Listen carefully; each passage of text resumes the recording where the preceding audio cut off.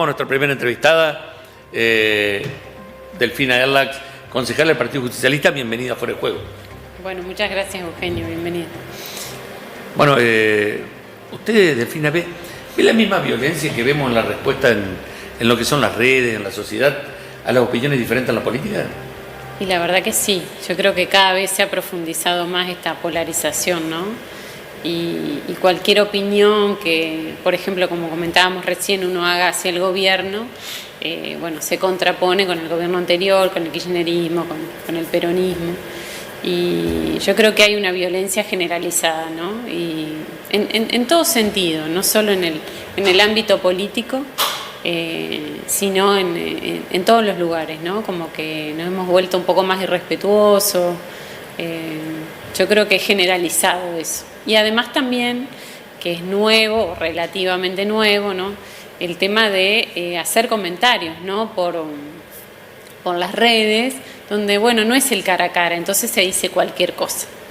Y yo creo que eso ha crecido mucho y sumado que a veces no solo es la opinión de la persona, sino también que a veces son trolls. Ni siquiera hay una persona, o sea, si bien es una persona a la que le escribe, se crea distintos perfiles y bueno, siguen atacando a través de esos medios. Entonces creo que eso cada vez está más potenciado, por así decirlo.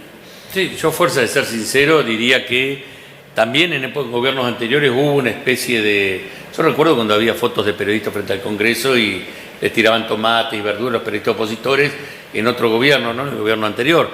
Que yo creo que coincido con usted, que se ha profundizado a partir de las redes, o por lo menos no estamos más cercanas. Yo creo que sí, yo creo que las redes, como no es el cara a cara, no sabes quién está detrás de ese nombre, se profundiza la violencia y los comentarios y la falta de respeto. Eso creo que está... Yo no soy de usar todas las redes, uso muy poquito Instagram, un poquito de Facebook, pero bueno, hay un montón de redes, ¿no? Y se dice cualquier cosa, me parece, sin importar, digamos, quién está detrás. ¿Y qué siente en ese caso Delfina Erlax, madre de familia, contadora, que aparte de su participación política, tiene una vida fuera de lo que es lo partidario? ¿Qué siente cuando ve que alguien la cuestiona? Por supuesto que si un cuestionamiento, una crítica constructiva, uno tiene que aceptarla, pero cuando ve un cuestionamiento fuerte o hasta insultante sin que tenga que ver con lo político.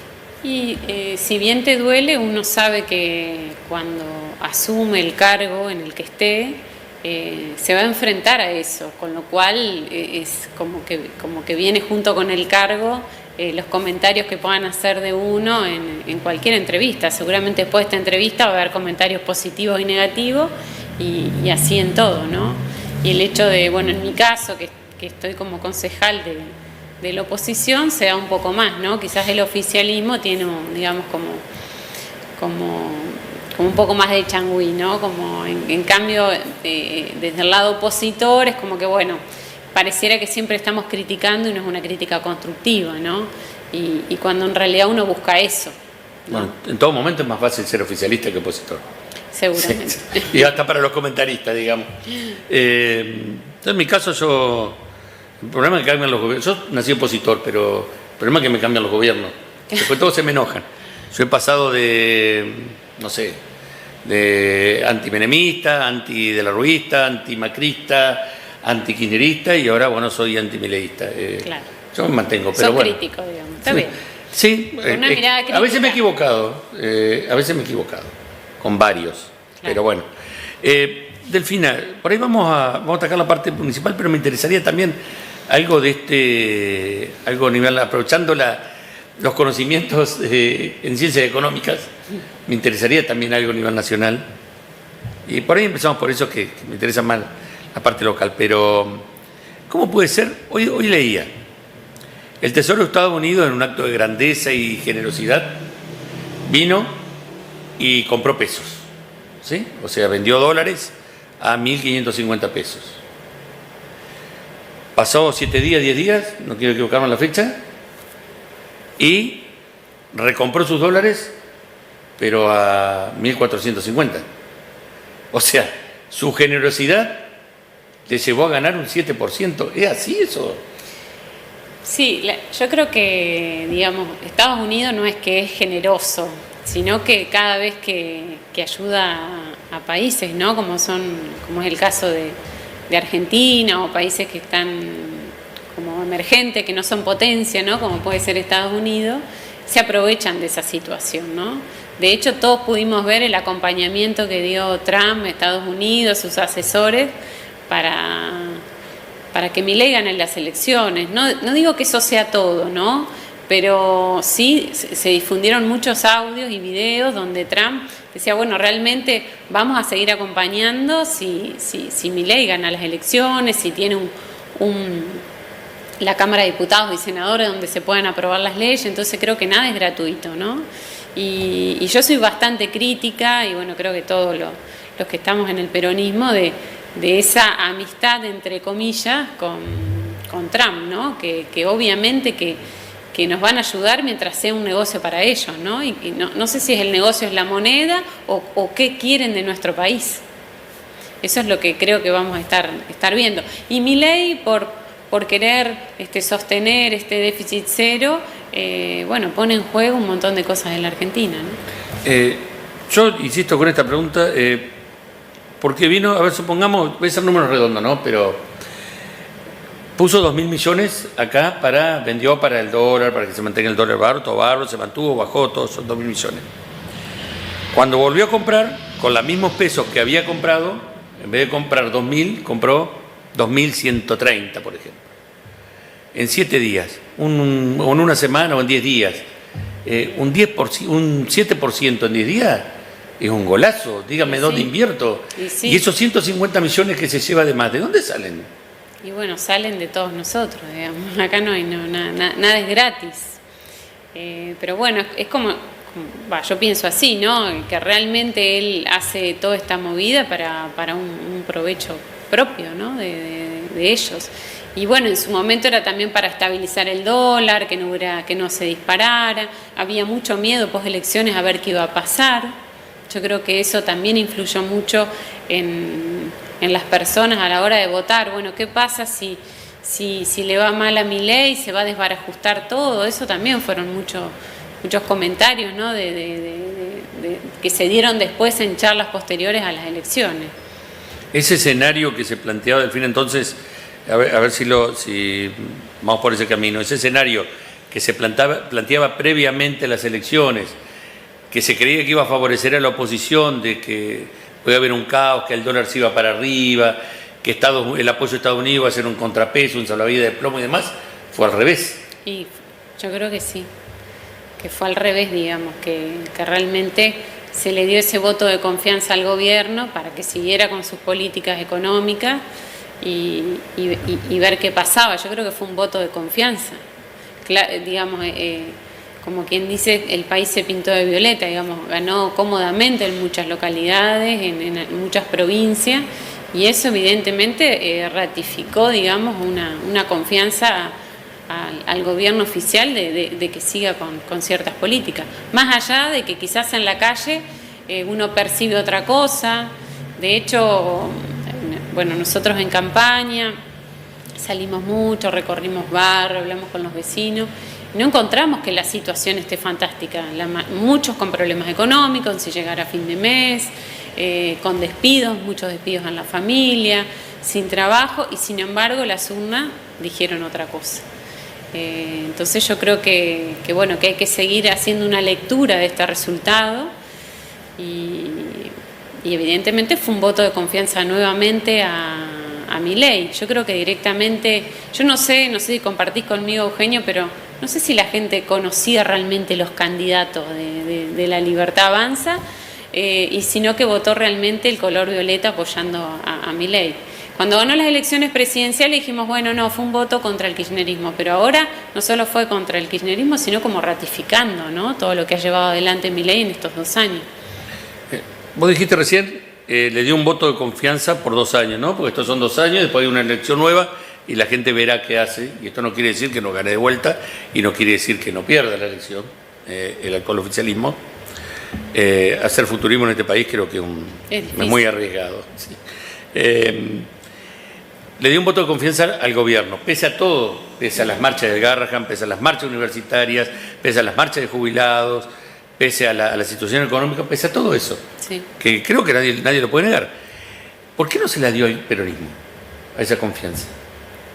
Yo creo que quizás perdieron la confianza en el peronismo. En realidad no sé si es en el peronismo, hoy lo conversamos hace un ratito en la reunión del partido que se hace todos los días lunes, qué es lo que está pasando con la política. Yo creo que la gente empezó a desconfiar de la política y de los políticos, y Milei siempre se ha vendido como otra cosa, pareciera que él no es político, ¿no?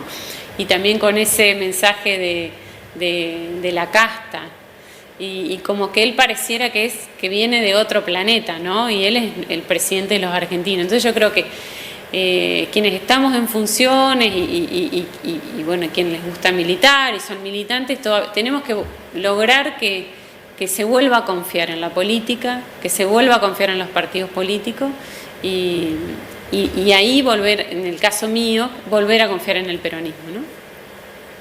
¿Y cómo se reconstruye esa confianza, pero para adentro del peronismo primero?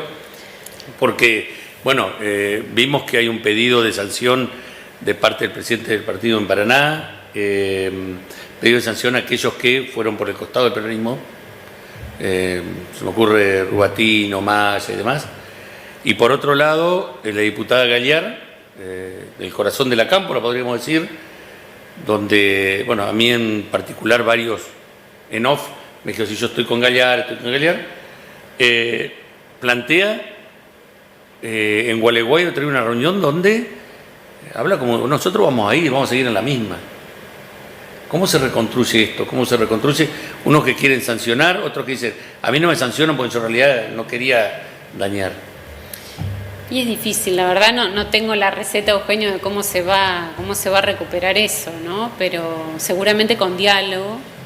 Y yo creo que todo el que tenga el corazón peronista tiene que darse cuenta que hay que unirse, porque lo que está enfrente no es una buena opción para los argentinos, por lo menos desde mi punto de vista, ¿no? Yo creo que confundió mucho el hecho de que hubiese caras peronistas en otras listas, en otro partido. Uno porque está en el día, en la diaria política y bueno, sabe, dice, bueno, sí, como decías vos, Carolina Galiar está ocupando una banca del peronismo y sin embargo está en una lista que no es del peronismo. ¿Cómo se entiende? Entonces, yo creo que logró confusión, que no le sacó muchos votos a Fuerza Patria. Yo pensé que iba a ser distinto, que quizás iban a tener algún caudal un poco más de voto, pero creo que no, digamos que no se dio así en los números y que realmente quedó polarizado entre lo que fue en Entre Ríos, Fuerza Patria y la alianza, ¿no?, que había acá. Eso quedó muy marcado. No sé si respondía. Sí, y sobre este tema, la última para ir cerrando este tema, el otro día el intendente Fuertes de Villaguay, una nota con Daniel Enz, habló de que hay algunos que tienen que dar un paso al costado dentro del peronismo. No dio nombres, tampoco te los pido, pero ¿crees que hay gente que en el peronismo tiene que correrse un poquito, dejar lugar a nuevas generaciones o inclusive a dirigentes que son ya conocidos de años que quieran renovar el peronismo? Por ahí la renovación uno dice, renovación tiene que ser todos jóvenes. No, la renovación también puede venir de la mano de gente con experiencia. Sí, yo creo que caras nuevas, gente joven, siempre le da un poco de aire, ¿no? Y de entender, capaz, siempre es una cuestión generacional que uno percibe la realidad de otra manera, ¿no? No es lo mismo mi papá que lo que puedo percibir yo.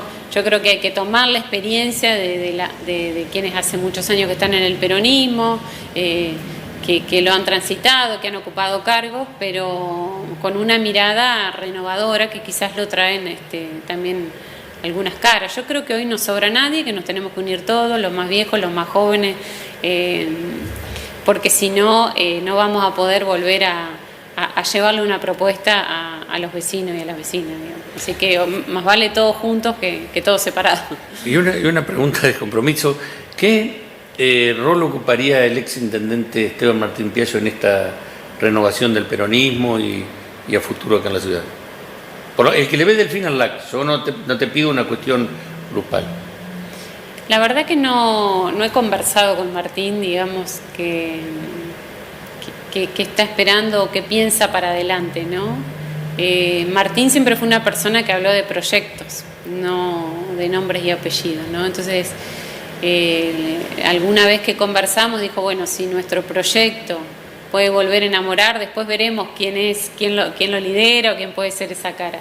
Pero volver a estar armados con un proyecto, con una propuesta y que realmente eso le interese a los vecinos. Puede ser con el nombre y apellido de él o con el nombre y apellido de otra persona, ¿no? Pero, digamos, Martín siempre tuvo muy en claro qué quería para la ciudad, qué plan de gobierno, lo tenía muy diagramado y trató de cumplir con cada una de esas promesas de campaña y proyectos y obras que tenía durante sus 8 años y yo creo que si el proyecto y quienes nos sentimos representados por él podemos ser, digamos, una opción para los vecinos, bueno, habría que ver si es en nombre de él o no. Ahora actualmente lo veo muy abocado a su familia, a la medicina, suelo cruzármelo en la puerta del colegio porque coincide donde van mi hija con los de él y lo veo muy abocado a eso, que él durante 8 años lo postergó mucho.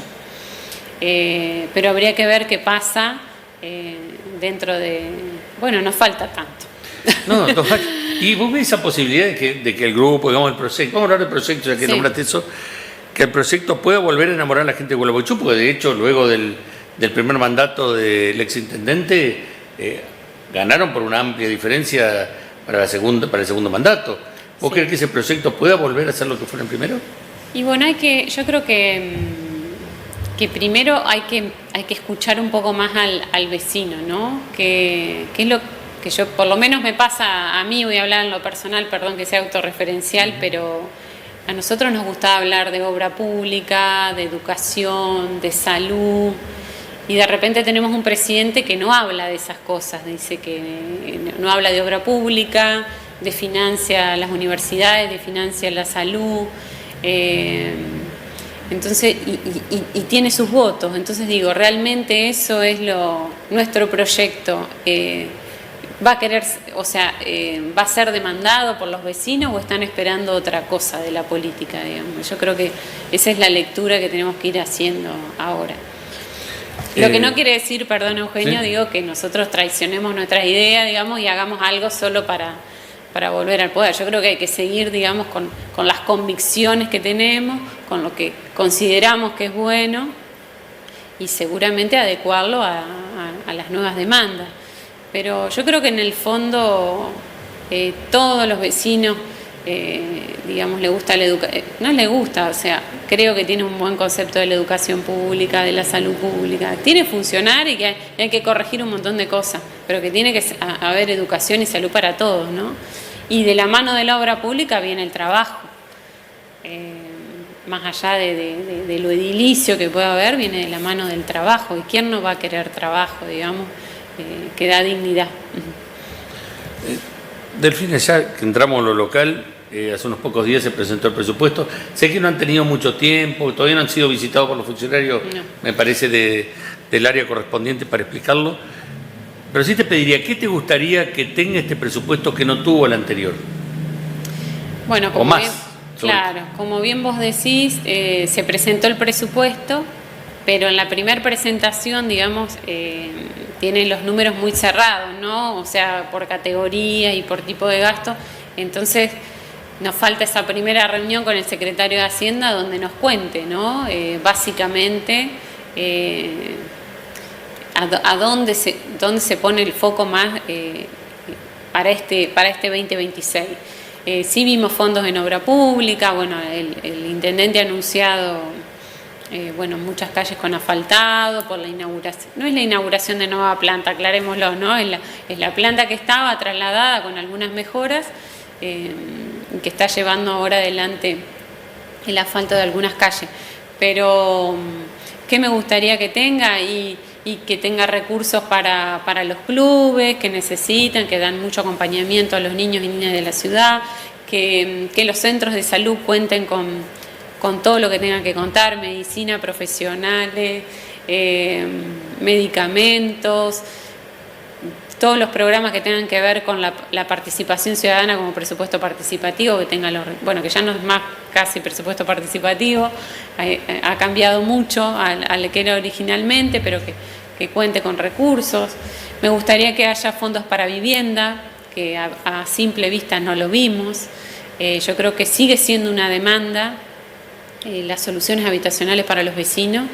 Y si bien el gobierno actual cuenta con una dirección de vivienda, no hemos visto, digamos, ningún programa que se haya anunciado y que se esté llevando adelante. Yo no sé si vos recordás, Eugenio, que estaban Tu Primer Terreno, quienes hacían sus viviendas por autoconstrucción con la ayuda del Estado. Yo creo que eso, si bien no vas a cumplir con toda la demanda, que es mucho, pero por lo menos vas dando algunas respuestas, ¿no? ¿Cómo ha sido la relación dentro del mismo consejo, previo a las elecciones, durante las elecciones y ahora? Más que ahora, y no sé cómo siguen trabajando, porque se habían escindido el bloque oficialista, había quedado en minoría. Sí, digamos, no son minorías porque el bloque oficialista está muy de la mano del bloque de La Libertad Avanza, ¿no? Entonces, de 13 concejales, 9 es como que estaban alineados.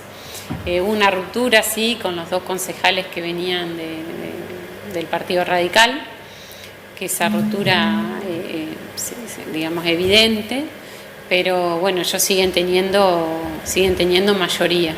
Por ahí lo que hemos reclamado últimamente, que no hay un trabajo legislativo muy activo, ¿no? Los otros días hicimos, no sé si lo pudiste ver, Eugenio, pero hicimos como un reclamo al presidente de la Comisión de Cultura y de Salud, que no convoca las comisiones, digamos, y nosotros estamos para eso, para trabajar. Y los proyectos que están ahí es porque lo presentó un vecino o porque lo presentó cualquiera de los concejales y que interesa ser tratado.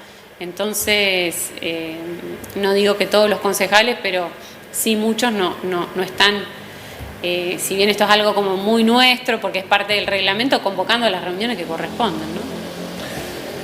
¿Qué proyecto? 2 años de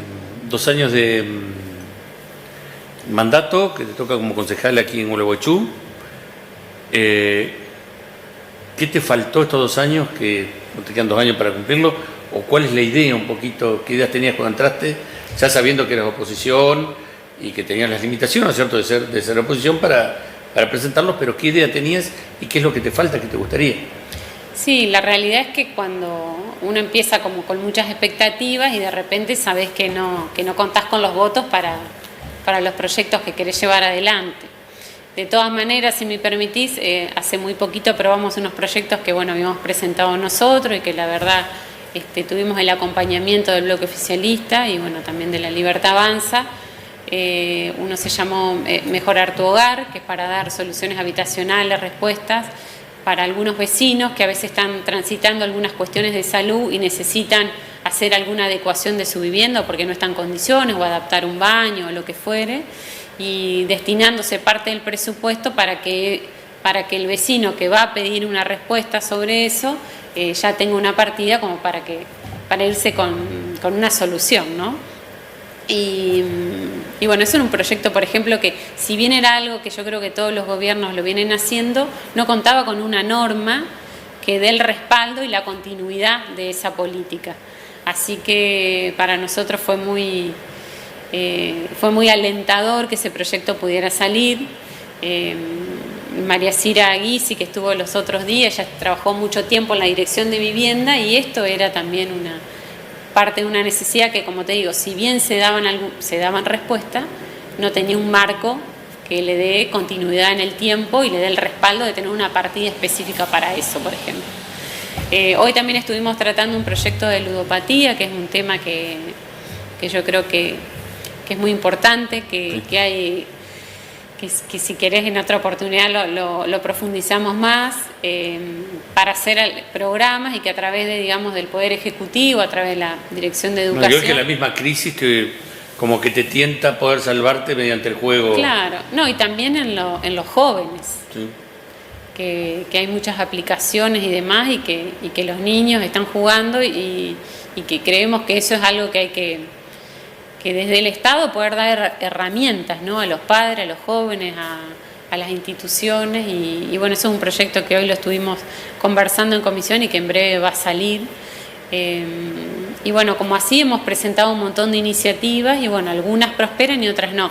Lo que siempre ha tenido quizás un poco más de traba han sido varios pedidos de informe que hemos hecho y que